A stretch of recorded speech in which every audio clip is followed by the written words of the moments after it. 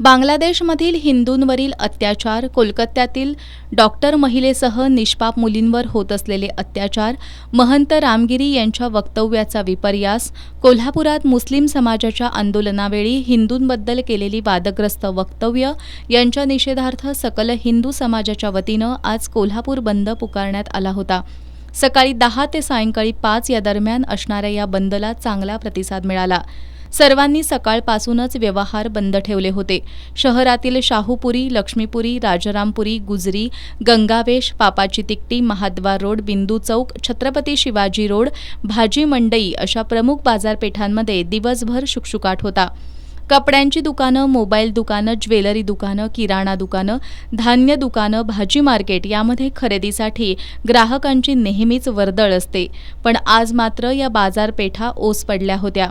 यासह रस्त्याकडेला असणारे खाद्यपदार्थांचे गाडे सुद्धा बंद होते.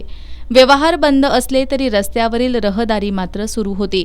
सायंकाळी 5 नंतर काही व्यापाऱ्यांनी आपली दुकानं उघडून व्यवहार सुरू केले. मात्र दिवसभर व्यवहार बंद असल्यानं कोट्यवधी रुपयांची उलाढाल ठप्प झाली.